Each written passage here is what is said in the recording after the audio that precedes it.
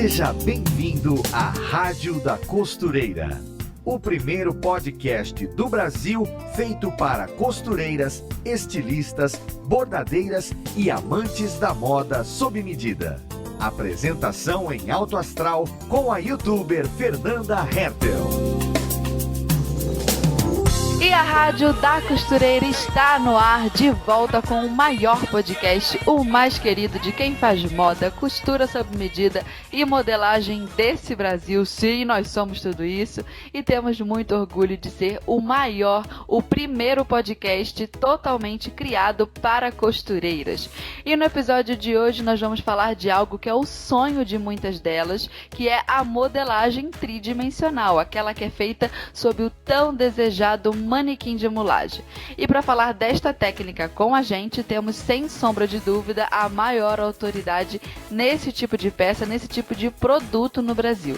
Ela é formada em arquitetura e urbanismo, estilismo, além de engenharia de produto, o que a levou a fundar a maior empresa de manequins de mulagem do país, conhecida por fornecer manequins de acordo com as medidas do biotipo brasileiro. Ela é docente, atua como professora há 27 anos e atualmente ministra aulas de modelagem tridimensional na PUC-Rio. Ela é fundadora da conhecida empresa Draft Manequins e seja muito bem-vinda à nossa Rádio da Costureira, Elaine Radicete. É um prazer enorme estar aqui para falar para vocês e contar um pouco da história, né, da Draft Manequins, que é a nossa querida, né, ferramenta de trabalho, que é super importante para o mercado. Que legal, muito legal ter você aqui com a gente. Vai ser muito, muito bacana conversar contigo, porque é uma empresa grande que a gente conhece, a gente bate o olho assim, conhece de nome, conhece a logo, e vai ser muito legal falar desse assunto aqui de manequim, de mulagem.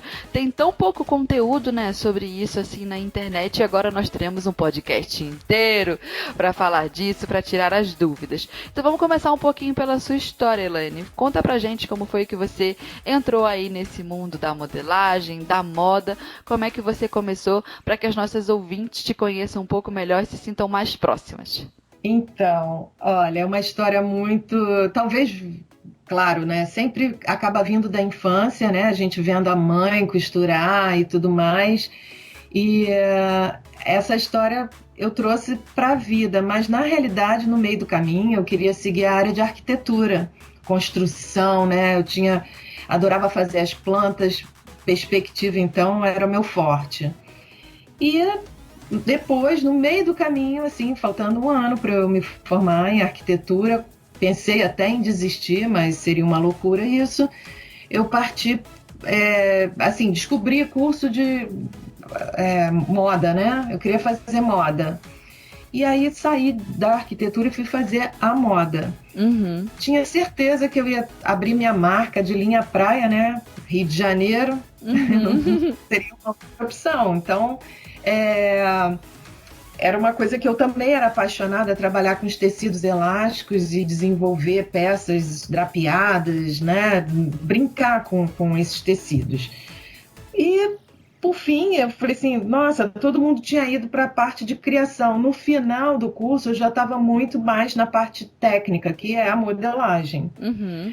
Depois eu comecei a trabalhar, trabalhar muito nessa área de modelagem. Modelei muito para várias empresas, então eu brincava que eu era bombeira da modelagem. Quando a empresa não conseguia resolver a solução, me chamava. E isso eu aprendi muito.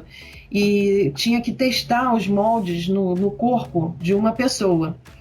Mais adiante, eu fui fazer o curso no FIT, né, no Fashion Institute of Technology. Uhum. Chegando lá, a minha orientadora me apresentou a aula de modelagem tridimensional, que seria o draping, né? Uhum. E ali eu me encantei por essa técnica e fiquei apaixonada, não quis mais saber das outras, e depois no meio do caminho comecei a associar a plana com a tridimensional, e quando eu voltei para o Brasil, a empresa, que na época era o Senai C-Ticket, tinha importado os manequins americanos. Uhum. E o que mudou muito era que a gente fazia a roupa ali e não vestia bem no corpo, no biotipo da brasileira, né? Então foi quando eu comecei a estudar, a pesquisar, e aquilo me criou uma inquietude assim incrível, porque eu precisava de um manequim que vestisse no corpo da brasileira. E foi quando eu comecei a fazer um estudo, né, e a partir para o mestrado na área de engenharia de produção e gerência do produto.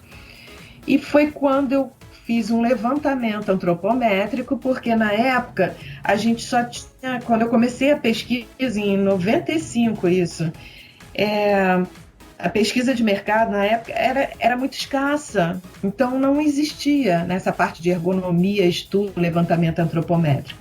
Tinha na área de calçados, mas não na área de vestuário mesmo. E o que eu encontrei foi uma pesquisa do Instituto Nacional de Tecnologia, o INT, que tinham algumas medidas corpo dos uniformes militares. Então era um corpo mais estruturado, né, que não atendia muito bem o mercado de trabalho. E a norma da Abravest, a 13377 de 95, que ela versava sobre as medidas, né, ela existe ainda, e as medidas do corpo humano para o vestuário, definindo os padrões referenciais para determinar a numeração da roupa, para informar o cliente. Isso muito utilizado em lojas de departamento para direcionar o cliente que tamanho comprar. Mas quando eu fui pesquisar, eu defendi a minha tese em 99 e ela tratava apenas da padronização de medidas a fim de gerar tabelas e manequins que atendessem às medidas dos consumidores brasileiros. Então foi aí que quando eu lancei a tese, a pesquisa, né, e o manequim, as grandes empresas do Sul começaram a me buscar para fazer um padronização, de atualização de tabela. Muitas empresas trabalhavam com tabelas da década de 1950, né? Que coisa! Então, assim, era uma criança muito miudinha, né? Era uma, por exemplo, não se adequava, o esquema de padronização e de graduação, eles graduavam desde o bebê recém-nascido até o adulto. Isso, na minha pesquisa, eu vi que não ia conseguir uma qualidade num produto se você gradua com um intervalo muito grande de numerações. Então foi quando eles começaram a me procurar e eu fui fazer alguns trabalhos, como Marisol, Brandili, né? Então, Pacífico Sul. Eu fiz durante muitos anos essa consultoria para organizar todo esse setor, né, de tabelas de medidas, modelagem e o manequim. Depois treinava a equipe como trabalhar, como utilizar o manequim, que seria uma outra etapa, porque o manequim ele não é apenas para uma prova de roupa. Ele é uma ferramenta de trabalho para você desenvolver a modelagem. Então, foi quando eu comecei, né, a divulgar o trabalho, porque até então as empresas me buscavam. Depois a gente começou a fazer a divulgação do nosso trabalho. Então, nós começamos a empresa muito pequenos, né, porque a gente não queria abrir muito na área de marketing, porque a gente queria testar e ter esse feedback do cliente. Que é super importante. Então, a Draft ela foi caminhando, ela foi crescendo e com o feedback desses clientes, né? Outra coisa que fizemos foi a pesquisa sobre o material, como utilizar um material que eu pudesse alfinetar, porque a maioria dos manequins existentes na época eles eram totalmente duros, rígidos, eram de papelão prensado, outros de fibra de vidro. E eu me incomodava muito, porque trabalhar com a modelagem tridimensional, você tem que alfinetar o tempo inteiro para fixar o tecido, manter o tecido no fio, né, para poder desenvolver uma boa modelagem. E os manequins, eles não davam Isso pelo menos no Brasil, né? Lá fora já tinha os alfinetáveis. Não, na época, não. Na época não tinha, nem em lugar nenhum. Depois que a gente surgiu, aí vieram, porque a gente começou em 2002, não tinha. Inclusive a gente procurou as patentes existentes e não tinha na época. Tinha um que aquecia e ele inflava, mas eu nunca via esse produto no mercado. Então, realmente, a gente foi pioneiro nessa área. Então, até mesmo de forma global, esse manequim que alfineta até o fundo não existia antes? Foi a Draft que criou? Não existia. Que interessante, que legal. Em termos de época, e na época eu fiz uma busca muito grande, testei um material, aí era muito interessante, porque depois de um ano o material trabalhava. Aí eu tinha que, todo o capital eu tinha que repor, né, para os clientes, porque eu estava começando ainda a fazer um nome. E era muito engraçado, porque depois de um ano o bumbum murchou, a barriga encolheu, entendeu? Então, mas eu queria um material 100% acolchado, até que a gente encontrou um material, fez vários testes e a gente desenvolveu, né? Então, assim, hoje a gente tem um material com uma altíssima qualidade. Nós recebemos aqui manequins de 10 anos dentro de uma faculdade na mão de aluno, você pode imaginar. Que vai bastante usado. Cuba e faz não sei o que, pinta, passa estilete, e a gente reforma e ele fica 100% novo, né? Então a gente tem esse feedback para os nossos clientes, a gente está sempre dando um suporte. Não só esse, mas como uma assessoria técnica também. Muitos clientes nossos vêm tirar dúvidas, qual o tamanho que eu vou adquirir, eu preciso de um tamanho básico, tá? Qual é o seu público? Então a gente vai orientando, eles mandam tabelas para a gente fazer uma análise, o que está certo, o que está errado. Também acontece o seguinte, a gente tem uma linha do sob medida, que isso aí depois a gente vai falar mais sobre essa linha específica. A gente tem um padrão a seguir, né? Mas a gente tem essa linha. E às vezes a empresa manda e na hora da gente construir um manequim, nenhuma medida bate. Então, é um conhecimento que as pessoas acham que é algo simples, mas não é. Medida corpo é algo que tem que ser muito bem analisado, muito bem estudado, né? São fichas técnicas para cada tamanho, com todo o processo de medição. Então, a gente tem esse acompanhamento, essa assessoria que a gente dá para os nossos clientes. Que legal, que demais a história de vocês. A Draft, ela é uma empresa reconhecida, né, por oferecer dentro do mercado brasileiro esses manequins com as medidas de acordo com o biotipo brasileiro. É a marca registrada da empresa. De onde que veio essa ideia, essa necessidade? E principalmente, essa é uma curiosidade minha, quais as principais diferenças entre o corpo brasileiro, as curvas brasileiras, e o biotipo europeu, por exemplo, ou de outros países? Porque eu imagino que seja cintura fina e quadril largo. É exatamente isso? É como eu imaginei ou tem outras diferenças? Bom, esse é um assunto muito interessante porque a gente pesquisa. É o que eu costumo dizer para minha equipe. Eu pesquiso 24 horas. A minha cabeça funciona 24 horas para essas questões técnicas e a gente está sempre atualizando, tá? A gente não para no tempo, a gente está sempre atualizando, vendo o que está acontecendo com o mercado. Tanto aqui, e agora a gente, como começou a exportar, a gente tem um contato. Lógico, a minha formação foi lá fora e depois é que eu vim conhecer, abordar essa questão da padronização no Brasil. Mas eu aprendi porque lá fora já era tudo padronizado. Quando eu cheguei aqui, eu ligava para as empresas para pedir tabelas de medidas. Primeiro tem que ver como o mercado está trabalhando, porque eu não posso chegar e mudar radicalmente. Então eu ligava para as empresas, né, as marcas e tal. Quando elas me retornavam, elas não tinham tabela de medidas, elas tinham medidas do corpo da modelo de prova, que idade, às vezes tinha mulheres de quase 1,75 m, 1,80 m, que não é o padrão da brasileira, a média padrão. Uhum. Então eu vi que era tudo muito aleatório, é quem experimenta roupa. E não é assim, porque se eu não tenho uma tabela de medidas padronizada, como que eu vou fazer a minha graduação de tamanhos? Uhum. Vai ser aleatório? Eu não vou seguir uma regra? Né? Então, essa era a minha questão. Quando a gente trabalha sobre uma tabela de medidas, quando a gente fala em padronizar dentro de uma empresa, mas isso eu defendi muito eu frequentei vários congressos na época de ergonomia, na área têxtil, né?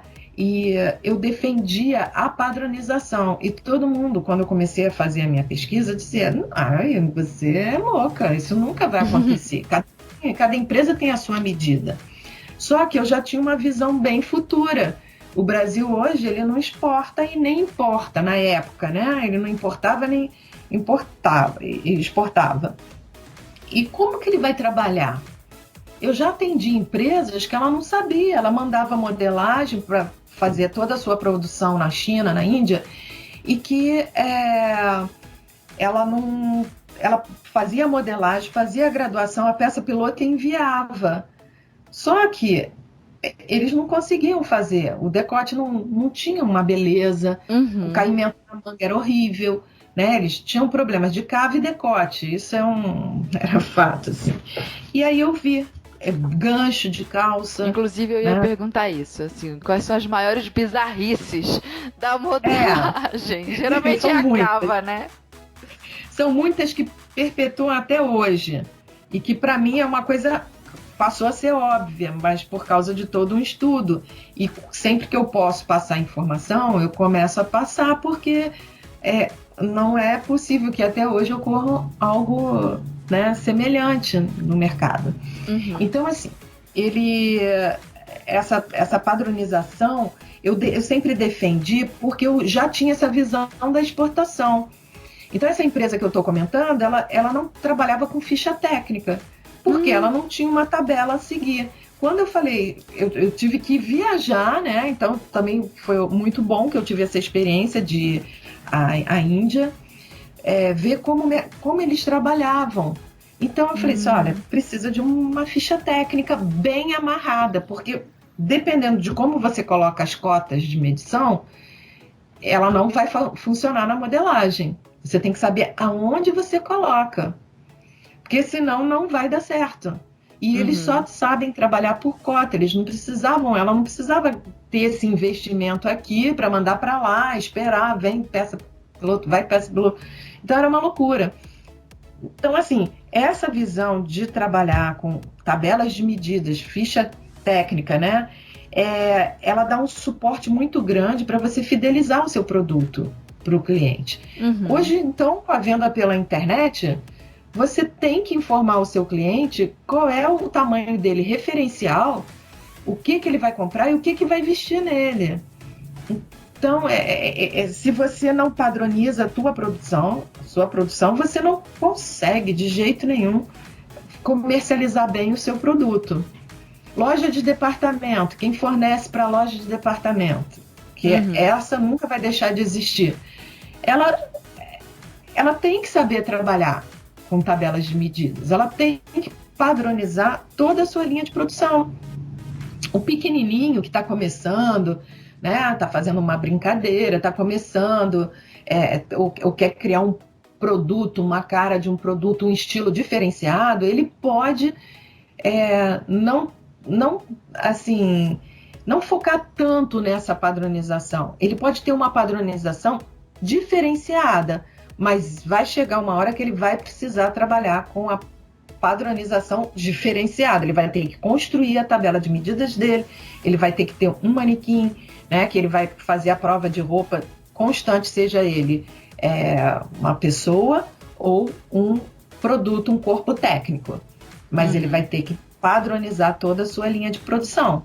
Então, na época eu falava, né? Vamos padronizar, o Brasil precisa padronizar suas medidas, e as pessoas achavam que isso nunca iria acontecer, tá? Então, hoje nós temos duas vertentes, a sob medida e a linha padrão. Claro que o nosso carro-chefe é a linha padrão. E como a gente atende o Brasil inteiro, isso fundamentou a pesquisa feita. Porque você não precisa medir Brasil de norte a sul para chegar e criar um padrão. Você pega as amostragens. A minha curiosidade, de onde saíram exatamente essas medidas? Como é que vocês buscaram essas informações de tantos centímetros, Sim, na época eu viajava muito, né, pela empresa, e a gente atendia, fazia palestra, visitava as escolas, e ali a gente criou universos. Então eu tive a oportunidade de medir, fazer uma amostragem no norte, no sul, né, sudeste, então, que é onde você tem a maior migração, né? Você tem Rio de Janeiro e São Paulo, você tem pessoas do Brasil inteiro. Tudo muito misturado. Então, ali você já tem um universo para sua pesquisa muito grande. E eu não queria, você vai ter que criar tabelas regionais. Não. Na minha pesquisa, eu estudei como era a alimentação por região. Né? No sul, a carne, no norte, a mandioca, o milho. Né? São culturas de alimentação. Hoje em dia, você viaja, você pode ir na cidade pequenininha, você tem o fast food, você tem a pizzaria, a pessoa sai da missa, vai para a pizzaria ou vai para a praça comer na carrocinha do cachorro-quente, hambúrguer, enfim. Então, essa alimentação, ela nacionalizou. O brasileiro praticamente come, né, o mesmo tipo de alimento. E isso muda, e não é só a conformação, né, do biotipo do brasileiro, não é só alimentação. São atividades físicas, né? A moda modela o corpo. Uma vez eu fiz uma palestra sobre isso. A moda modela o corpo. Uma hora a calça está lá embaixo, a cintura vai engrossar. A mulher vai para a academia pegar peso conforme homem, né? Super peso, uma carga além do que o corpo dela deveria suportar. Então, isso vai modificar, né, o tônus, a conformação dela. Aí vem a moda do lace, né, que é para afinar a cintura. Então, ela já começa a querer modelar, a se preocupar. Aí vem as cirurgias plásticas, vem, como é que se diz? A calça do cós alto, que ajuda a modelar o corpo. Né? A calcinha, né? Antigamente era o fio dental, agora você tem os caleções para modelar o corpo. Então você vê uma mudança, né, na moda que acaba modelando o corpo também. Então, assim, teve uma época que a gente pensou em mudar a nossa estrutura e aumentar a cintura. Mas a gente viu um retrocesso, né, uma volta ao passado de que a cintura era um padrão de beleza feminino. Que bom, né? Então, acho que da minha preferência, a cintura fina é sempre melhor. Sim, é uma coisa que é bonita no corpo da mulher. E existe o corpo masculino que ele nunca vai se aproximar ao corpo feminino, né? A não ser que você faça algumas cirurgias plásticas. Então você tem definido ali dois biotipos, né? Você pode fazer uma roupa sem gênero, mas ele vai vestir de uma forma no corpo masculino e de outra forma no corpo feminino. Então, mas você consegue fazer esse conceito muito bem, né? Você vai ter que tirar uma média entre um e outro para criar um produto que caia bem nos ambos os corpos. Né? Biotipos diferentes e caimentos que você vai tentar fazer uma média padrão, porque a inclinação do ombro masculino é diferente da inclinação do ombro feminino. Sim, totalmente. Né? Colarinho, enfim, tudo são pequenos detalhes que fazem grandes diferenças numa roupa. Então tudo isso tem que ser muito bem pensado. E essa parte da padronização foi isso. A gente começou a estudar e pegar E se você a fosse elencar, amostragem. assim, o maior desafio de tudo? Fala, não, isso aqui foi difícil, sofri pra fazer esse negócio, pra conseguir dar pro manequim essa cara de mulher brasileira. Qual foi o maior desafio? Olha, em estatística você faz o levantamento, aí você vê, nossa, quanta diferença. Será que eu vou conseguir? Mas em estatística existe a média padrão. É um cálculo. Eu procurei na COP, né, na UFRJ, tinha um especialista em estatística e ele sentou comigo para a gente montar essas fórmulas para poder fazer a média padrão. Né? Então, existe estatística. Você nunca vai ter o 100%, não existe 100%. Isso é fato, né? Não tem como. Em todos os produtos que você desenvolve não existe o 100%. Padronização, então, mas você consegue chegar num grau de satisfação muito grande se você faz um trabalho consciente, um trabalho com uma pesquisa que você possa fundamentar. Então foi isso que eu fiz. Eu estudei várias técnicas de modelagem, tá? Primeiro essa foi um processo. Foram várias técnicas de modelagem que eu estudei, desenvolvi várias bases e dentro dessas bases foram experimentadas em várias pessoas, né, que tinham dentro daquele universo de medidas para definição de um número. E aí nós fomos... aí eu fui pesquisando isso, fazendo esse estudo e fazendo a escultura. Não foi na primeira escultura que ficou boa, foram várias. É todo um processo.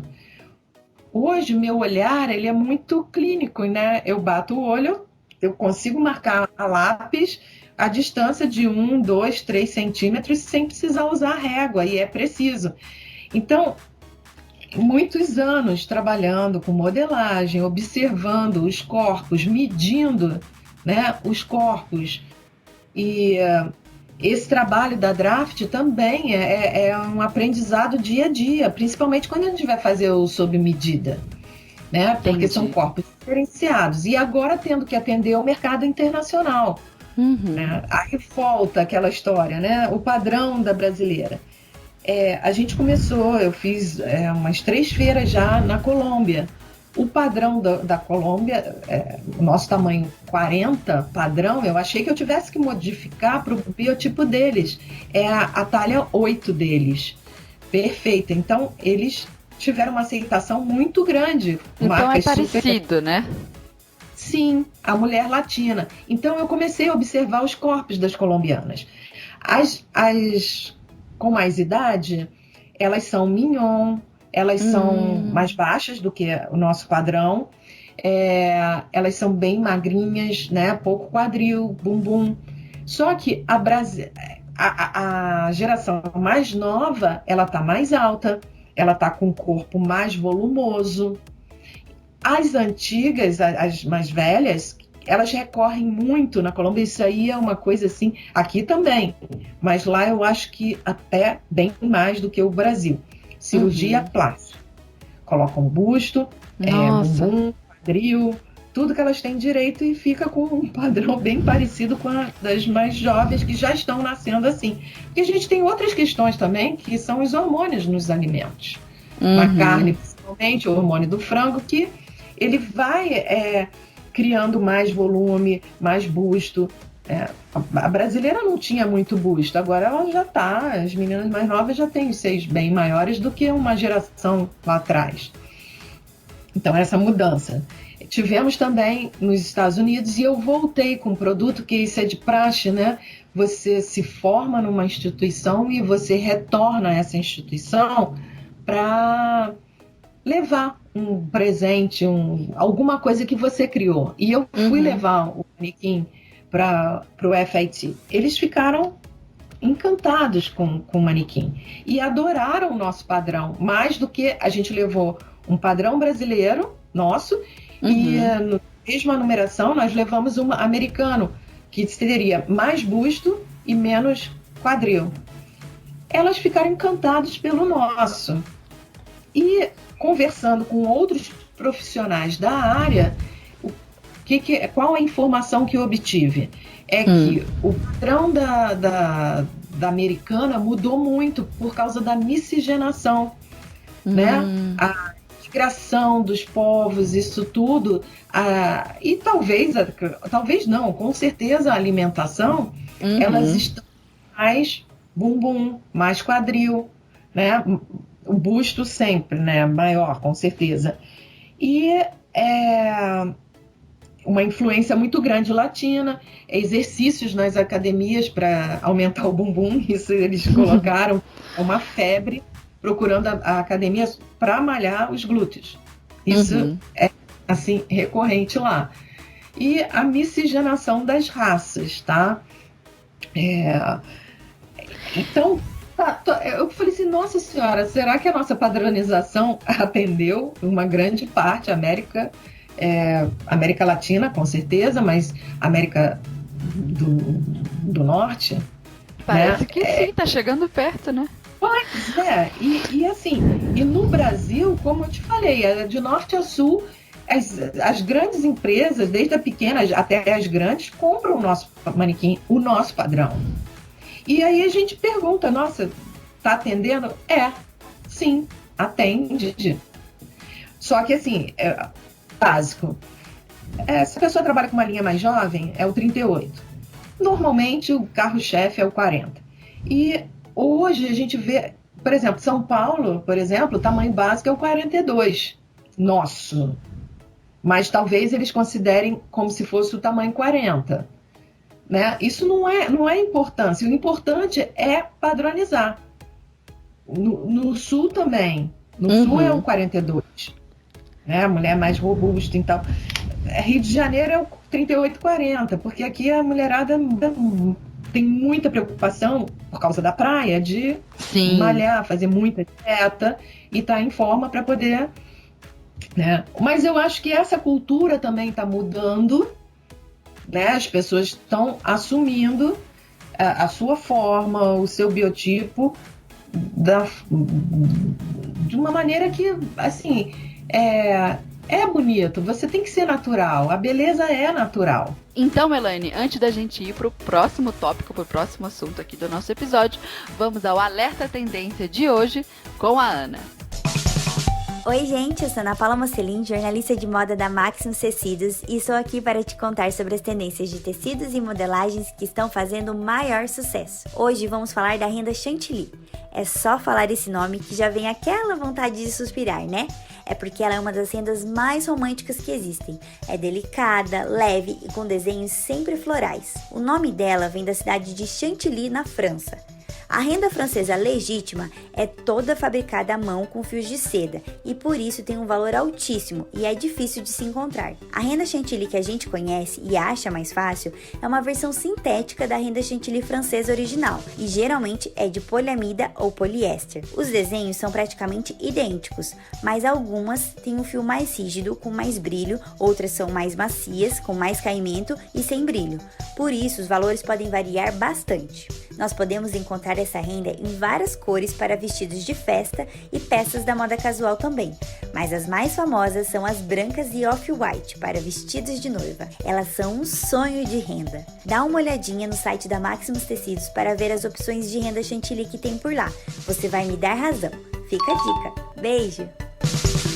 Legal, então, vimos todas essas questões da padronização, mas tem alguma área onde a estrutura do manequim também é utilizada?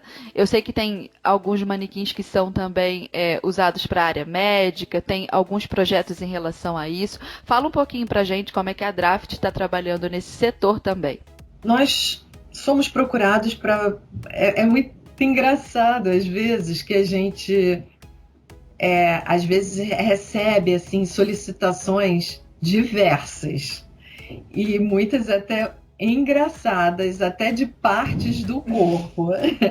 E temos muitas outras na área acadêmica, que isso para a gente é extremamente enriquecedor, porque a gente pode ajudar com o nosso conhecimento, né? E trabalhar também com a inclusão. Bom, começou há muitos anos atrás, a gente foi solicitada a fazer um para mastectomia. Então a gente fez um manequim sem um seio que era para uma loja lá em Tocantins. Eles descobriram, a gente perguntou se a gente poderia fazer isso. Claro, a gente pode fazer sim, porque ele queria expor a prótese, como ela se encaixava no corpo. Então nós fizemos esse manequim para ele. Mais recente, foi o ano passado, fomos procurados para o Dr. Paulo Serrano. Ele é neurocirurgião de coluna e trabalha na Clínica da Dor, tá? O tratamento que o Dr. Paulo Serrano faz é um procedimento realizado com ultrassom e radioscopia no tratamento do controle da dor, né? Alívios, né? Então ele tem um trabalho muito interessante e ele nos pediu para inserir uma coluna dentro do manequim. Então foi um trabalho de equipe muito bacana, porque ele nos enviou a uma coluna, né? E nós tivemos que fazer um estudo para inserir aquela coluna dentro do corpo, na posição correta, na altura, na profundidade correta, para ele poder fazer o trabalho, fazer os testes, fazer as apresentações e os treinamentos com essa coluna inserida dentro do manequim.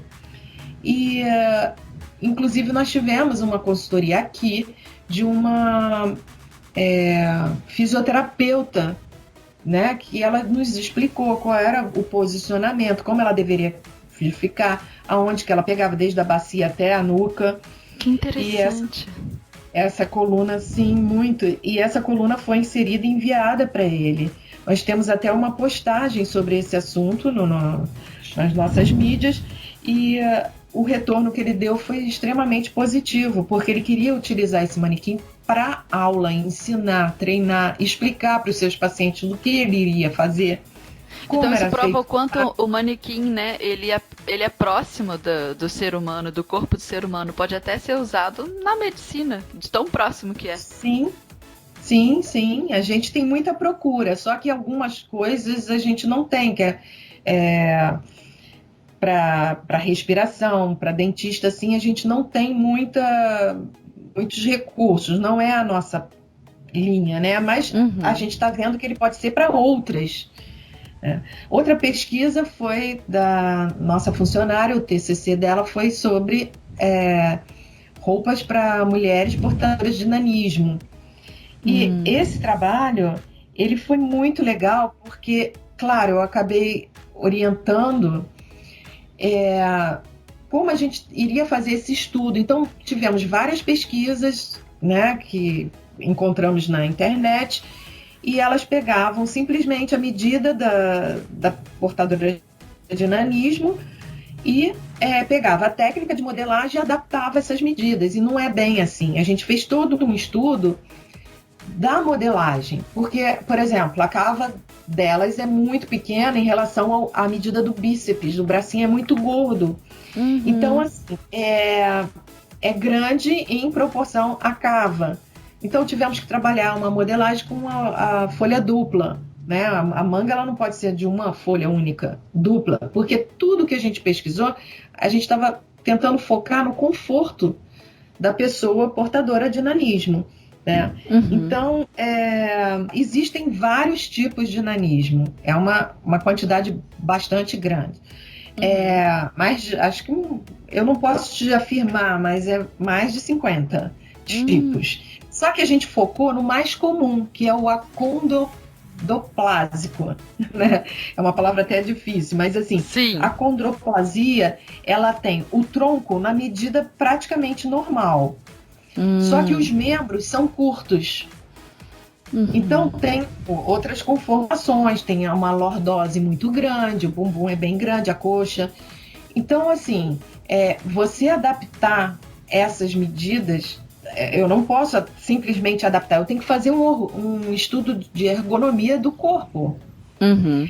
analisar os movimentos que elas fazem, que é diferente dos nossos. Elas têm certas limitações, né, nos movimentos, no fechar o braço, levantar o braço, dobrar o braço. Então, a gente tem que gerar na modelagem um maior conforto. E para isso precisa ser estudado. É que os ossos não alongam, os ossos são largos, mas eles não crescem. Entendi. Então, é por isso que os membros são curtos, mas o tronco, se você analisar, ele é um pouco menor, uma numeração menor em cima e maior embaixo. Sim. Mas esse estudo foi muito interessante, inclusive ele vai ser apresentado no congresso, na PUC, vai ter um congresso de Ergodesign 2019 na PUC Rio. Então, que vai abordar essa parte, porque é uma forma de inclusão, porque todo mundo quer se vestir bem, quer uma roupa que caia bem. E aí entra o papel da costureira. A costureira hoje, ela voltou, né, com toda a força, porque todo mundo quer uma roupa com um corte bacana, um corte feito para o corpo dela. Então, nós temos a roupa pronta a vestir, que você vai numa loja, já compra dentro da sua numeração mais próxima, e a roupa da costureira. Então, por isso que existe esse estudo, esses cuidados em interpretar um molde para que a pessoa sinta conforto. Eu quero dar um abraço assim, né? Fechar meus braços, e eu não quero que a roupa prenda lá atrás, mas também não quero que fique sobrando excessos. Entendi. Entendeu? A modelagem, para ela cair bonita e confortável ao corpo, ela tem que ser estudada, ela tem que ser analisada. E aí foi quando a gente fez, foi em novembro de 2017, nós fomos procurados pela TV Globo, pelo Projac, setor de figurino. Porque a atriz, que ela foi quase uma protagonista na novela Do Outro Lado do Paraíso, ela foi até a atriz Juliana Caldas. Eles pediram para a gente fazer um manequim para ela, porque quando o ator começa a gravar, ele não tem tempo para provar as roupas.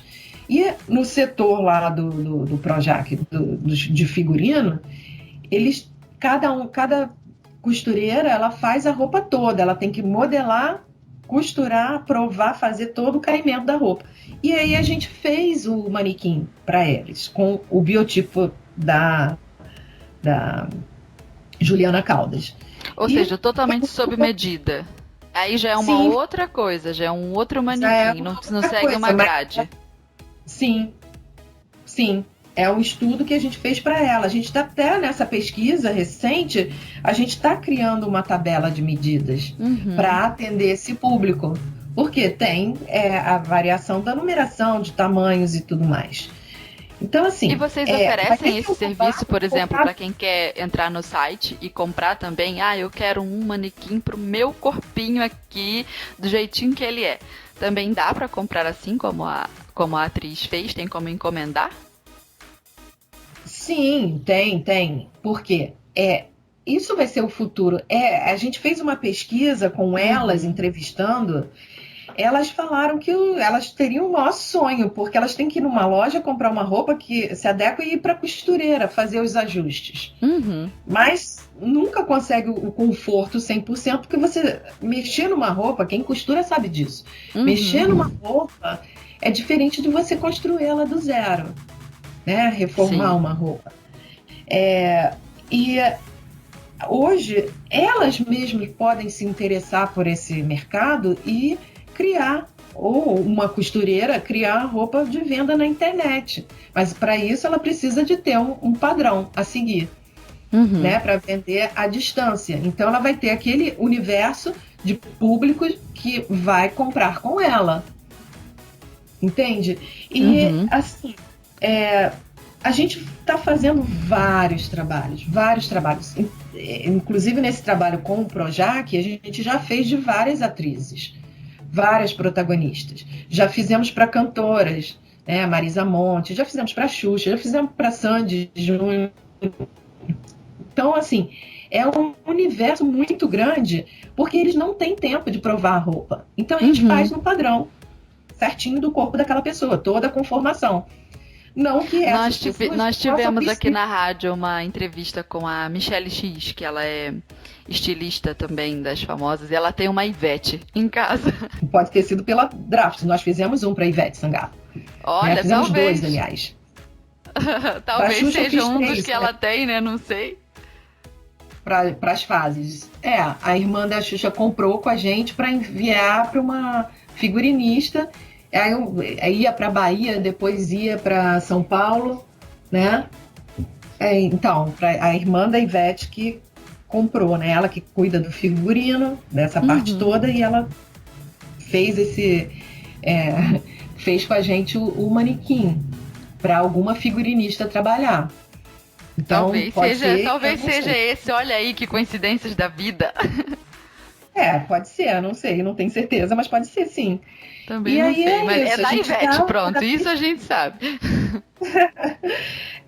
Já fizemos de algumas, várias atrizes, até da Fátima Bernardes a gente já fez. E aí com isso a gente cria cada vez mais experiência, né? Cada vez mais a gente fundamenta o nosso trabalho, a nossa pesquisa. A gente sempre ouve os clientes, por que vocês não fazem isso? Porque a gente precisa disso. Então a gente está sempre, dá um retorno pra gente. Eu acho que assim, toda crítica, a gente cresceu muito com as críticas construtivas. Porque se o cliente não dá o feedback, a gente não tem esse retorno, mas a gente cobra esse feedback do cliente. Por isso que a gente está hoje em 90% das faculdades de moda. Né? A gente tem as faculdades como parceiras. E isso é muito bom, porque a gente vai ter lá na frente os alunos que se formam, eles aprenderam, então eles já começam a trabalhar entendendo o que é trabalhar sobre um corpo padrão, como é uma tabela de medidas, como ela funciona. Falando um pouco disso, eu queria até fazer uma pergunta, aproveitando esse gancho que você falou aí do cliente. Queria perguntar do impacto, né, que o dono de uma marca tem, o estilista, enfim, o dono de uma marca tem ao usar a padronagem a partir dos manequins com esse biotipo brasileiro, enfim, dentro dessa tabela certinha. Que impacto esse produtor tem para que a roupa dele, por ser padronizada, de fato alcance mais gente, domine mais mercado, venda melhor? Existe essa correlação entre uma boa modelagem padronizada e o quanto isso vende mais, o quanto isso conquista o cliente mais, se isso fideliza quem veste? Existe essa questão entre valer a pena fazer esse tipo de investimento em padronagem, olhando aí pro produtor? Sim, esse é um ponto fundamental para a empresa. Então fala um pouquinho aí disso pra gente. Sim. Quando você padroniza, né, o seu cliente, você cria a fidelidade do cliente com a sua marca.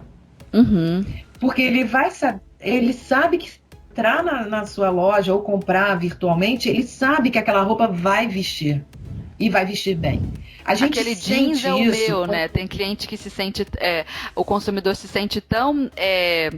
abraçando aquela marca que ele fala, eu só gosto do jeans daquela marca, aquela ali veste a melhor blusa pra mim. Tem gente que tem isso com determinadas peças dentro de uma coleção, dentro de uma marca, e geralmente é aquela peça que volta pra coleção e vira meio que o hit daquela empresa, né? Tem isso. Sim. Ele já sabe que é ali que ele vai vestir bem. Porque se você tem uma roupa bem padronizada e modelada, porque antigamente acontecia isso. Você chegava numa loja, uma certa marca, você vestia, você tinha que experimentar 38, 40, 42, PMG. Às vezes o G ficava apertado, não havia padronização. E, por exemplo, eu em particular, eu detesto experimentar roupa, porque meu olho já é clínico, eu já bato. Eu vou experimentar essa, porque essa aqui eu sei que vai vestir. E aí já dou uma olhada na modelagem, dependendo, eu nem perco meu tempo, porque eu não tenho essa paciência. Tem gente que adora, né? Eu tenho uma irmã que ela adora, ela desce a loja inteira, ela experimenta tudo e depois já experimenta tudo de novo para poder escolher. Então, a gente tem que pensar nesses dois clientes. Por quê? Quem gosta de experimentar, eu chego numa loja, eu vou comprar uma roupa, aí experimenta. Isso aqui não dá, isso aqui, eu pego e vou embora. Né? E, por exemplo, aqui quem gosta de experimentar, ela vai ficar procurando ali. Se, de repente, tudo que ela vestir bem, ela, em vez de levar uma, que ela entrou para comprar uma, ela vai levar 2, 3. Essa é a consciência de que quem tem uma marca, ela tem que pensar nisso. É a fidelidade daquele cliente pela marca. Claro, obviamente, ele vai vender mais. Houve um caso, foi até na área infantil. Conta, nós gostamos de causos aqui na rádio. Então, vou contar um que é muito interessante. Porque eu acabo conhecendo, a Draft faz com que a gente conheça muitas empresas, lojistas, porque por exemplo, meu trabalho não é só medir pessoas, eu vou depois nas lojas ver, experimentar, ver como é que a roupa está caindo, analisar a modelagem. Eu já fiz palestras em marcas que, assim, eu fui na loja, claro, com consentimento, experimentei as roupas e mostrei todos os defeitos, né? Então, eu falando, olha, isso aqui não é uma crítica construtiva para melhorar. A gente só melhora em cima se a gente enxergar os nossos erros. Senão a gente não consegue mudar.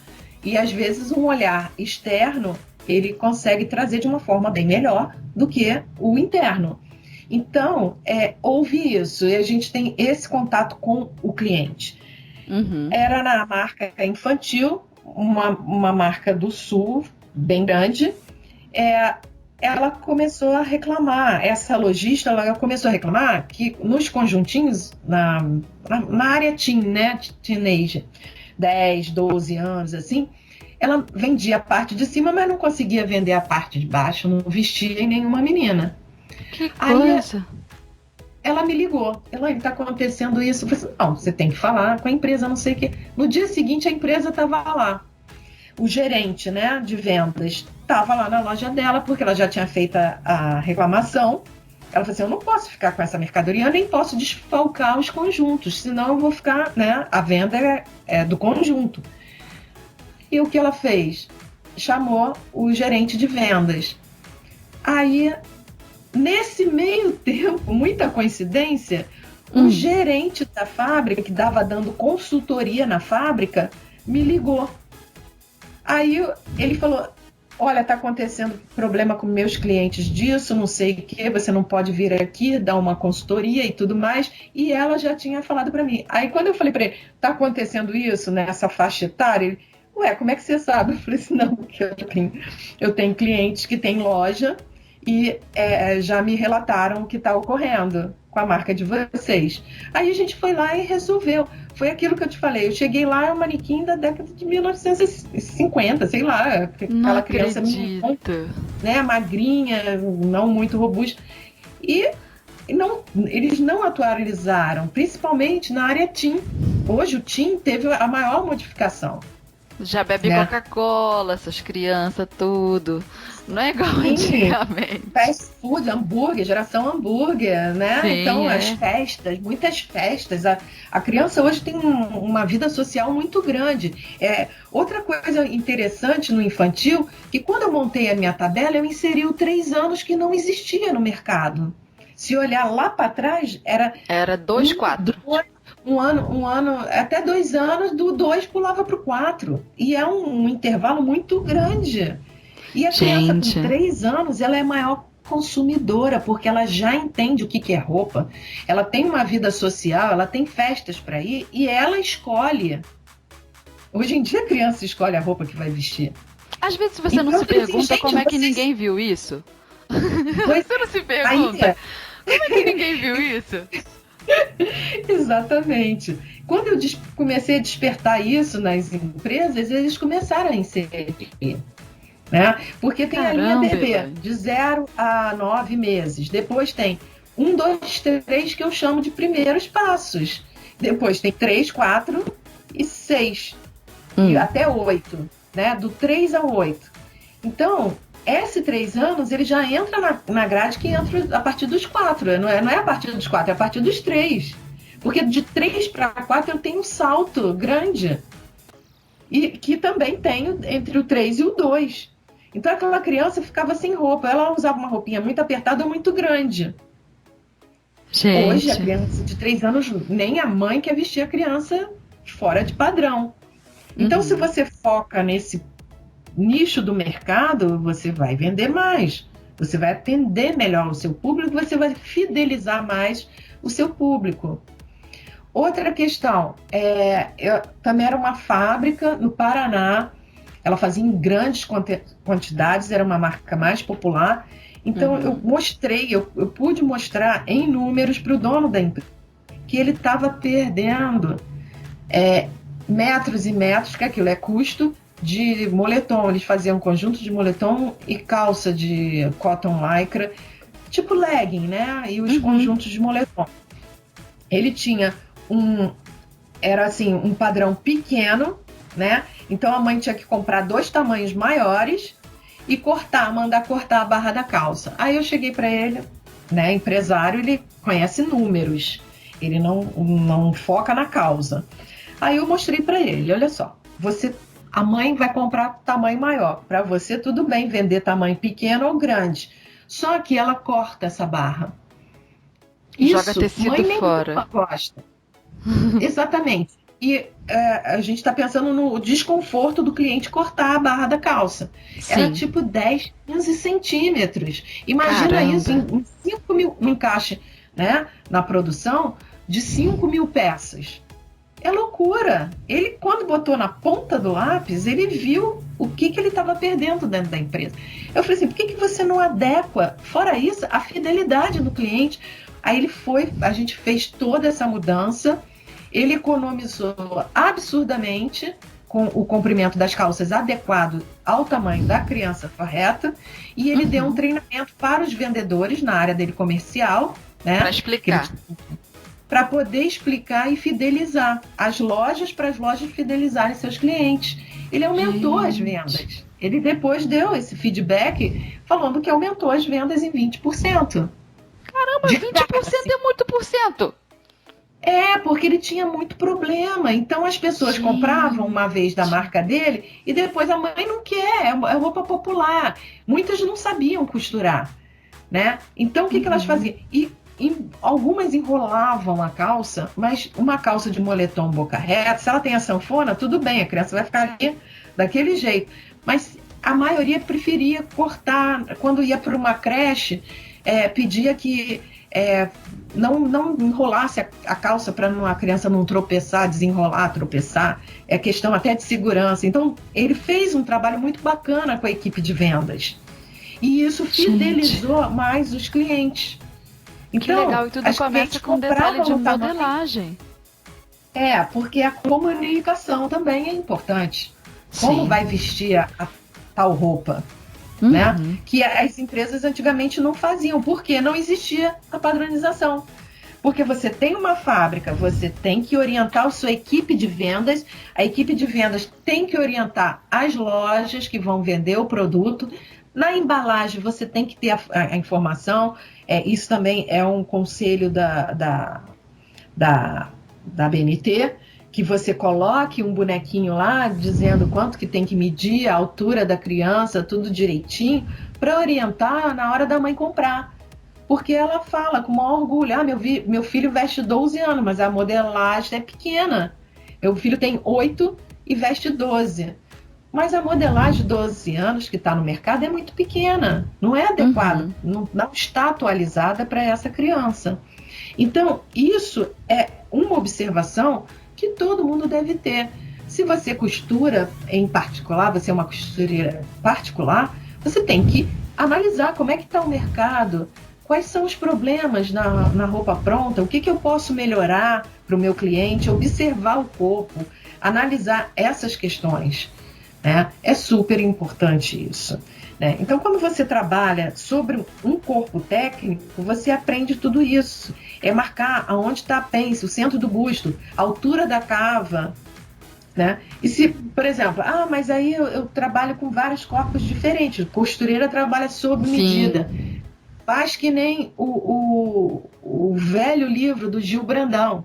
Ele chamava de burragem, ele colocava acolchoava, não sei porquê, né? Se era um termo de brincadeira, ele era muito brincalhão, se era um termo de brincadeira dele ou se vinha do francês, enfim, ele acolchoava o quadril e alfinetava, botava espuma, algodão. Precisa aumentar o quadril. Aí ele ia lá, acolchoava e alfinetava ao redor um tecido de algodão fino para aquela cliente específica.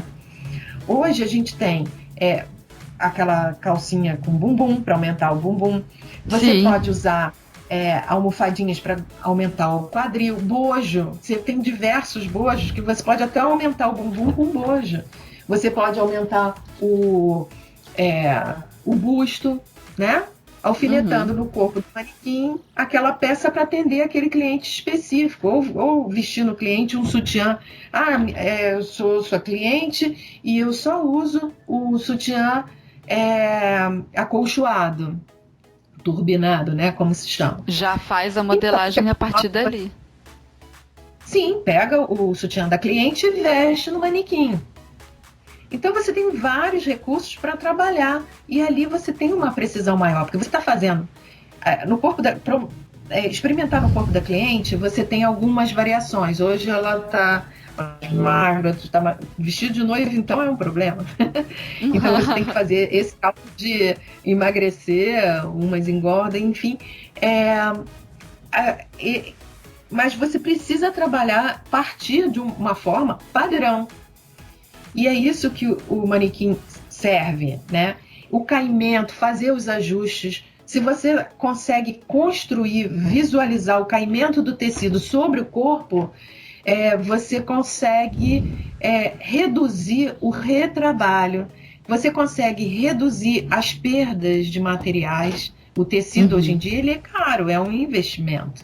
Então, se você consegue ali o resultado, você diminui milhões de coisas para poder realizar uma roupa com um caimento bom, com um estudo ergonômico, enfim, uma estética bem mais bonita, né? O manequim ele encurta, né, o caminho para o acerto. É mais fácil acertar com o manequim. Desde a modelagem até uma prova de roupa, até um ajuste, até o caimento do tecido, tudo isso, né? Sim, sim. E, por exemplo, numa fábrica, se você modela ali já com um tecido igual ou similar, né, o modelo da coleção, aí você tem um outro manequim com a pilotista. Tem a modelista que tem o seu manequim. A pilotista tem um manequim padrão igual. Conforme ela vai montando a peça, porque às vezes acontece isso, você modela e você tem que fazer ajustes na modelagem por causa da montagem, né? Isso é comum. Então a pilotista, se ela tem um manequim ali para ela está trabalhando, fazendo já os ajustes. Ela chama a modelista, olha aqui, na cava agora, quando eu fechei aqui, tá sobrando um pouquinho. O que você acha? Pode fazer um ajuste e tal? Ela já vai lá, conserta a modelagem e a pilotista, ela já vai fazer o acabamento final quando a peça já está resolvida. Então, você quase como se a costura fosse pensada junto com a modelagem, precisou ajustar, volta para a modelagem, depois volta para a costura, porque a montagem é isso, né? Depende, inclusive, de que maquinário que a pessoa vai usar para costurar, que técnica de acabamento, como que o avesso da peça vai ficar, o que monta primeiro, né? Na ordem da costura, tem todo um cronograma para seguir na costura, senão a peça não fecha, ou pelo menos não fecha com o acabamento que a gente gostaria. Aí poder ajustar isso ao mesmo tempo que a modelagem está sendo feita é muito bacana mesmo. Sim, você reduz os processos, o retrabalho, né? E, por exemplo, a pilotista também pode chamar nesse momento, junto com a modelista, a estilista. Não, ainda tem isso, é verdade. Pode ter mais decote, antes de fazer os acabamentos finais. Quando termina uma coleção, tem uma infinidade de peças pilotos totalmente acabadas. Caixas e caixas de peça piloto que teve que fazer uma desde o zero porque o decote não ficou bom, o bolso não tá legal, a manga não ficou legal, mudou a manga. Por que na hora que está construindo já não resolve todas essas questões, né? Você não teria esse retrabalho monstruoso que as empresas têm, e isso é custo de a mão de obra, né? E custo de material. Tempo, recurso. E aí começa a ficar estressada, a coleção começa a atrasar por causa do refazer, né? E a gente perde o tempo, às vezes, de criar uma coleção dentro do tempo certo. Outra situação que você pode lançar mão do manequim. Você tem um sistema informatizado. Hoje a modelagem é informatizada, temos até o software de fazer a modelagem tridimensional direto no computador. Mas nem sempre todo mundo tem essa facilidade. Mas quando você desenvolve esse processo com o manequim do lado, você, quando vai trabalhar na tela do computador, que muitas das vezes não está em escala, você precisa saber se você descer do decote, né, 5 centímetros é o suficiente, você vai lá no manequim, marca o manequim, olha, esteticamente eu acho que se eu descer mais 2 centímetros vai ficar melhor. Então eu jogo isso no meu sistema, no computador, né? Aí eu consigo também ter essa comunicação com o computador. A base que está dentro do computador pode estar também vestida no manequim para que eu possa ter uma visão real, escala 1 para 1, né? O tamanho real da peça, como ela vai ficar depois de pronta. Então isso facilita, agiliza, né, nos processos. Na hora de fazer uma graduação, eu olho para o corpo e eu já vi, aqui eu tenho que deslocar também. Quando você olha um corpo, observa o corpo ali do teu lado, é mais fácil você se comunicar com a linguagem do software, da ferramenta de trabalho que é o computador, né? Os softwares de modelagem. Então essa comunicação é bem mais fácil. Ou seja, mesmo sendo a mulagem uma técnica tão tradicional, ela ainda se faz presente nesse momento mais tecnológico, porque ela facilita todo o processo, acho que até humaniza também de alguma forma. E toda vez que a gente humaniza um processo que já está meio que ali dentro do computador, a gente ganha aquele fator de criação, não perde aquele toque estilista mesmo da coisa, que é onde a gente vê também que tem o grande valor, a parte humana, a parte da criação, a parte do design, e isso a gente também não pode perder, porque saiu automatizando tudo, né? Então, pelo que você falou, conforme aqui eu entendi, o manequim ele traz também essa humanidade e essa comunicação, assim, e facilita na criação. Eu entendi certo? Eu tive Sim, essa impressão. Perfeito. Não, perfeito, é exatamente isso. Porque senão a gente se perde no criativo, fica 2 centímetros para lá, 4 para cá e ninguém entende mais nada. Sim, tem várias pesquisas, né, artigos que falam, o brasileiro ele é tátil, ele gosta de manusear, botar a mão na peça, no tecido, né? Você se torna mais criativo, mais presente no trabalho que você está realizando. Você acertou aí num spoiler do nosso arremate do episódio de hoje. Você acertou num spoiler do que vem por aí. Que é bem isso que eu pensei também. Porque a gente tem que pensar no futuro. O futuro é tecnológico. Mas eu acho que o lado humano, ele nunca vai poder faltar. Ele vai estar sempre presente, paralelo, lado a lado. E como você enxerga, assim, como você acredita, né, a partir da Draft, como fundadora da Draft, o que você acredita que o futuro aponta aí, o que nós podemos esperar de inovação de um produto tão tradicional como é o manequim de mulagem? O que você acredita que vem aí para o futuro? A Draft já conquistou tanto espaço entre as grandes empresas, as grandes faculdades, para onde mais vocês pretendem crescer? Qual é o caminho aí de vocês pela frente? Sim. A gente nunca pode parar, né? E pra gente, o futuro é hoje, é já, né? Então, assim, temos uma visão muito otimista do mercado, tá? Ele sempre vai se renovar, isso não tem como fugir. Ele vai sempre renovar. Nós temos esse lado tecnológico, que a gente tenta se adaptar cada dia, né? Cada dia tem alguma novidade para a gente aprender. Como eu disse, tem o lado que a gente não pode abandonar, que é o lado humano. E, assim, no futuro, o que a gente busca, né? O mercado é cíclico, sempre foi. E sempre a gente, como eu te disse lá no início eu comentei, né, no início, quando eu comecei a pesquisa, que, assim, você tem que estar atento a tudo, né? E quando eu comecei a pensar numa tabela de medidas padronizada, eu já estava vendo o futuro do Brasil começar a fazer roupa lá fora ou exportar seus produtos. E sem uma ficha técnica com a tabela de medidas, seria inviável, né? Só que naquela época as pessoas não pensavam nisso. Era uma coisa totalmente fora de cogitação. Então a gente está sempre olhando bem além para quando chegar, né? Então, assim, o que a gente fez nesse meio do caminho? A gente começou com os tamanhos básicos, depois a gente foi, né, crescendo, infantil, masculino. Hoje a gente tem a linha plus size, que foi também um corpo estudado, totalmente estudado, que a gente considera grade, né, que você pode ir graduando e só o tamanho padrão até o tamanho 46. A partir do 46, a gente considera uma linha plus, mas nada de plus size. A gente não tem mais esse preconceito, né? Sim, no mercado, graças a Deus, a gente não tem mais esse preconceito, porque é uma coisa normal. Sim, então, gente. Pronto. Né? Olha só, tem uma reportagem que é muito interessante, eu não me lembro de onde, que tirou uma foto na Central do Brasil, aqui no Rio, a estação de trem, na década de 1970 e atual.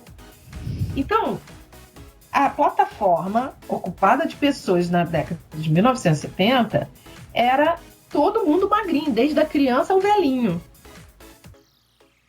Você não via pessoas como são mais robustas hoje.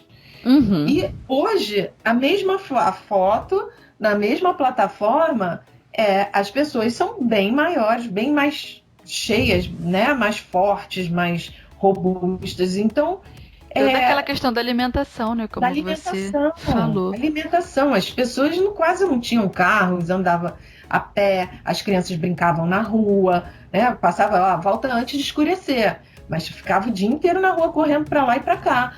Então, assim, era um outro tipo de vida. Hoje a gente tem muito mais conforto, mas a gente não consome essa energia toda que a gente se alimenta, né? Sim. Então, nós temos muitas coisas, né? Então, a gente estudou toda essa conformação, como se comporta esse crescimento do corpo, as curvas do corpo. Até o 46, ela vem crescendo em termos de dentro de um padrão. Dali por diante, a conformação é outra. Tá? A curva do ombro, porque a gente fala assim, a medida de altura, ela não muda, mas ela muda a medida de curvatura, que é diferente. Às vezes eu tenho a mesma altura, mas com curvaturas diferentes, então a medida é outra. Sim. O caimento é outro, então eu tenho que estudar, tive que estudar esse corpo, esse biotipo, para poder entrar com essa nova linha, né? Então, assim, a gente está pensando no futuro. Hoje a gente tem mais de 50% da população acima do peso, então a gente tem que atender a esse público. Sim, olha, é verdade.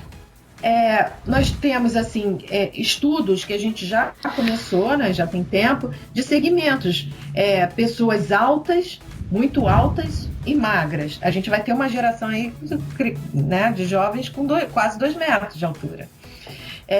Já temos pessoas, né, com 2 metros de altura, 1,90 m, 1,80 m. A gente vê pelo adolescente que ele já é bem desenvolvido.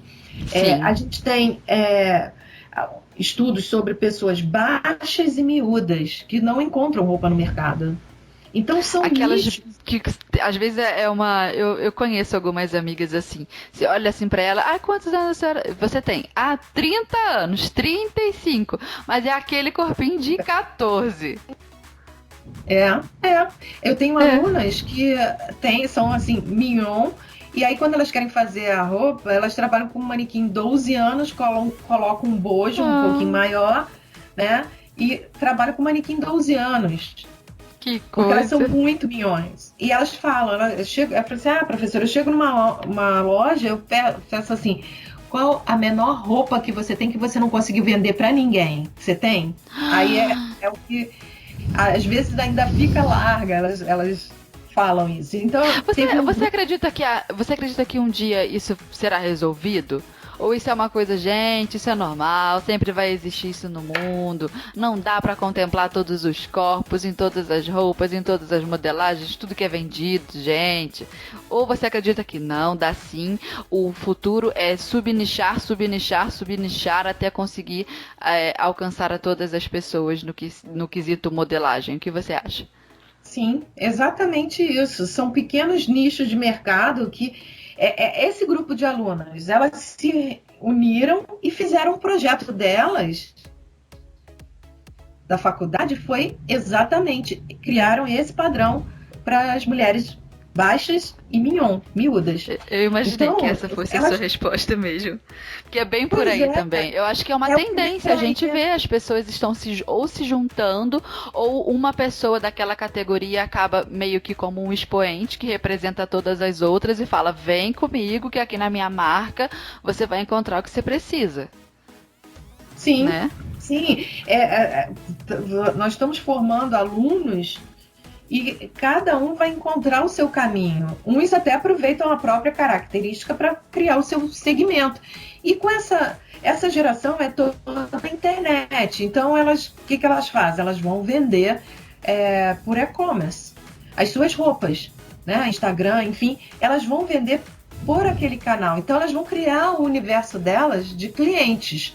Mas elas precisam saber padronizar para poder fidelizar esse nicho de mercado, tá? Então, assim, tem um universo muito grande. A gente tem o cachorro, a gente já fez uma pesquisa e a gente está com padrão de cachorro. Então, a gente ainda não fez o lançamento, que a gente ainda não está conseguindo atender um pouco esse mercado, mas em breve a gente vai fazer esse lançamento. Para pet também? Para pet, porque tem modelistas para pet. Sim, nós fizemos uma entrevista aqui na rádio, ainda não foi ao ar, se bem que acho que quando este episódio estiver no ar, talvez já tenha saído com uma modelista pet, exatamente, temos isso aqui também na rádio. Olha.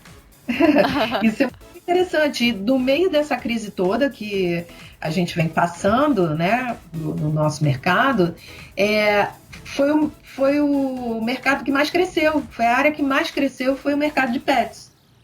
Olha. Então, muitos se direcionaram para esse segmento. E roupas hoje você vê, uma boutique montada. E a nossa entrevistada desse episódio sobre pet, ela falou o quanto existe também dentro da categoria dos cãezinhos, né? Diferenças entre o corpinho de um pug, por exemplo, e um pastor alemão. A roupa para um não serve para outro. E ela falou também que tem muito no mercado, isso tem em abundância, roupinhas para cachorros pequenos. Então, poodle, Yorkshire, cachorrinhos pequenos. Os maiores não encontram, os gordinhos não encontram. Então, dentro da moda pet também tem todas essas subdivisões e essas necessidades que a gente vê na nossa moda também. Então, tem que se pensar no futuro até nessa área de pets, entendeu? Porque é um mercado promissor, é um mercado que cresceu e que está aí. Eu vou até ilustrar, porque num shopping na Colômbia, eu passei por uma loja assim rápida, passando, eu falei assim, ai, que coisa fofa, de bebê, parecia uma loja de bebê, com as roupinhas, as coleções todas coordenadas por cores, araras e araras assim, com aquela coleção linda, maravilhosa. Aí, quando eu olhei direito, na pressa, eu olhei direito, era para cachorro. Então, o que eu vi na vitrine de cara, informando ao cliente a tabela de medidas, de numeração, tamanhos referenciais, tudo para o cachorro.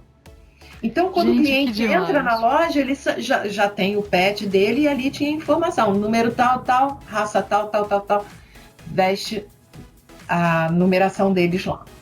Então, assim, porque a numeração 4, 6, 8, enfim. Até para o animal a gente tem essa gama, né, de variedades, e tem os universos específicos, né, que é o cachorro maior, gordinho, cachorro menor, fininho. Então a gente tem esses universos. Eu vejo muito o futuro indo para esses pequenos nichos de mercado, né, com atendimento quase que padronizado, mas na realidade ele tem que ser que você possa atender. Você nunca sabe de onde vai vir o seu cliente hoje. Sim, né? Você verdade. está conectado com o mundo. E às vezes você tem o seu Instagram e alguém lá de fora viu, vai querer e vai pedir. Nós temos que ter um mercado, o futuro, a tendência também é a gente que seja um mercado mais aberto para a gente trazer de fora e levar lá para fora essas coisas diferentes, né? Porque a gente está sempre, é uma forma da gente crescer, da gente aprender, da gente enriquecer, né? Todo um mercado, todo um universo. Então, caminhando, né, para o fim já do nosso episódio, só uma última perguntinha. Como você enxerga também a costureira que trabalha sob medida, no seu pequeno ateliê, às vezes começando ali no bairro? Como que é ter esse público-alvo também dentro da marca de manequins de vocês? A Draft possui aí algum tipo de incentivo a esse público? Enfim, pensando exclusivamente nas costureiras? Sim, muito, porque para elas é super importante. Eu sei que para todas as costureiras, quem costura sabe o quanto é importante. A verdade é essa. E às vezes a gente recebe no nosso Instagram: é meu sonho de consumo. É meu sonho um dia eu vou ter um draft. Se Deus me ajudar, eu vou ter um draft. Não, gente, hoje em dia a gente abriu muito para esse nicho de mercado. A gente tem parcelamentos maiores, a gente abriu aqui internamente descontos, né? A gente faz algumas promoções e descontos para as costureiras terem acesso, elas poderem negociar com a gente. Sim. Isso é fundamental. Elas vão otimizar o trabalho delas, né? Então, assim, a gente pensa muito nesse nicho de mercado. Temos várias costureiras e elas vêm no nosso ateliê, no nosso escritório, ela troca ideias, ela vem dar opinião. Quando a gente vai lançar um produto, a gente chama clientes nossos. Você pode vir aqui e dar uma opinião pra gente? Então, isso é muito importante, porque a gente tem essa troca com as costureiras, né? Então, sim, e elas lidam com a moda sob medida ali no dia a dia, né? Então elas testam, elas basicamente são testadoras dos manequins. Sim. E é muito legal que elas ficam tão felizes quando compram, que elas dão nome, batizam a manequim. Sim, tem isso, é verdade. Nome, né? Porque faz parte, é uma companheira ali de trabalho. E muitas também tiram fotos, quando elas recebem, fazem algum trabalho bacana, elas se sentem realizadas com aquilo, fotografam e mandam pra gente. E a gente posta no nosso Instagram, até divulgando o trabalho dessas costureiras. Então essa parceria, esse carinho que a gente tem pelos nossos clientes é muito grande, porque a gente procura trazer bem pra juntinho da gente esse carinho, né? Essa troca que elas fazem com a gente com elas. Então a gente está sempre pensando nesse público, porque eu não quero que seja apenas um sonho, eu quero que seja uma realidade. Então, no que a gente puder ajudar, a gente vai estar sempre junto, né, nessa parceria. Tá certo, contribuindo, né, para viabilizar. Então, Elaine, já antes do nosso arremate, vamos para o nosso Momento Zigue-Zague, que é um quadro aqui do podcast, onde eu faço aquelas perguntinhas rápidas assim para o nosso entrevistado, só para dar um susto. Mentira! É tipo bate e volta, sabe? Assim, responder rápido a primeira coisa que veio na sua cabeça. E a primeira pergunta é: se você só pudesse escolher um tamanho de manequim para trabalhar para o resto da sua vida, qual seria? 40. 40, isso. Segundo, sim. Se o seu manequim falasse, o que ele diria? Estou linda. Que ótimo! E 3, você continuaria ensinando modelagem mesmo que...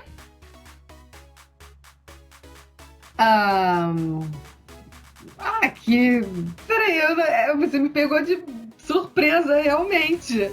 Eu acho que eu nunca conseguiria parar de modelar. É uma paixão, para mim é uma terapia. Eu não abandono minhas meninas. Tá certo, muito obrigada, viu? Então, depois desse nosso bate-papo gostoso, vamos ao arremate do episódio de hoje.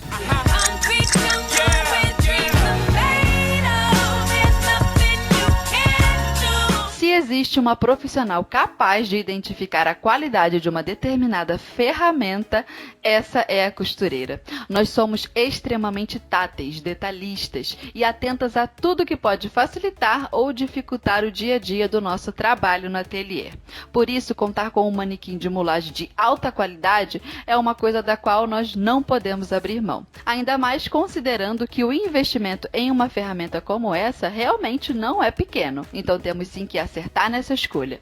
O manequim é uma peça duradoura, uma ferramenta que irá nos acompanhar por décadas no nosso ateliê. Ele irá facilitar o nosso trabalho desde o momento da criação, quando nós jogamos os tecidos por cima dele, só para ver como é que eles combinam, como fica o caimento. Ele estará conosco também desde cada interpretação de modelo. Ele nos ajudará durante os ajustes, cada prova de roupa ou a bainha que deve ser alinhada. O manequim vestirá o nosso projeto no final, dando vida para a nossa peça, nos mostrando como é possível sentir orgulho do nosso incrível trabalho. Então, costureira, se um manequim de mulagem é um orgulho, é um sonho para você também, não esqueça de realizar esse sonho da melhor forma possível e investir num manequim de alta qualidade. E eu quero agradecer a Elaine aqui nesse papo com a gente. Muito obrigada por nos passar todas essas informações. Eu imagino que dificilmente eu conseguiria encontrar tudo isso de conteúdo que você falou em outro lugar se não tivesse vindo de você, com a sua experiência, com toda a sua expertise nesse mercado. Acho que o que você entregou aqui pra gente nesse podcast, acho que valeria uma palestra na faculdade, algo muito parecido com isso. Então, muito obrigada mesmo pela sua presença, pela sua generosidade de contar toda a sua história aí pra gente. O que tem que agradecer a vocês por essa oportunidade, por estar me aproximar das nossos clientes, e espero que vocês tenham gostado e que compartilhar a minha experiência tenha sido proveitoso para todos vocês, tá? E aqui eu aproveito para deixar o meu contato, né? E vocês podem entrar em contato pelo site www.draftmanequins.com.br ou pelo nosso Instagram, Draft Manequins. Tudo junto, né? Então, não tenham receio, mesmo que vocês não possam, não tenham condições de comprar agora, vocês podem entrar em contato, falar com a gente, ver as possibilidades e estudar até para uma hora futura, se quiser tirar alguma dúvida, enfim, estaremos aqui de braços abertos para todos vocês. Obrigada. Muito obrigada, Elaine. Obrigada mesmo por esse carinho com o nosso público, com as costureiras. A gente consegue perceber essa iniciativa aí na marca de vocês. E as nossas ouvintes, eu também quero agradecer a presença sempre carinhosa com a gente. Indiquem a Rádio da Costureira para as amigas, é o que eu sempre falo aqui no finalzinho. O Brasil, o mundo, precisa conhecer a Rádio da Costureira. Então, se você tem uma amiga aí que está trabalhando, está iniciando com as costuras, indica a rádio para ela. E eu também tenho uma novidade aqui no final desse episódio. Para 2020, nós estamos preparando aí a 3ª temporada da Rádio da Costureira e eu quero pedir ajuda com sugestões de assuntos, de temas aqui para o nosso programa, sugestões de entrevistados. Então, você ouvinte costureira que está aí acompanhando a rádio, você que deseja ver uma entrevistada especial, aquela pessoa que você fala, nossa, curto demais o trabalho dela, gostaria que ela fosse na rádio, então traga pra gente essa pessoa. Eu vou deixar o contato aqui da gente por e-mail, tá? Que é o contato@maximustecidos.com.br. Todas as sugestões serão respondidas pela nossa equipe e vai ser um prazer receber aí a ideia de vocês, tá? Sugestões de pauta, de tema, de assunto, o que vocês quiserem, de quadro. Ai, Fernanda, gostaria que a Rádio da Costureira fosse assim. Traz isso pra gente, que a gente tá preparando aí o Esquenta pra 2020 da 3ª temporada da Rádio da Costureira. Eu agradeço a presença de cada uma de vocês aqui com a gente. Um beijo e até o próximo episódio.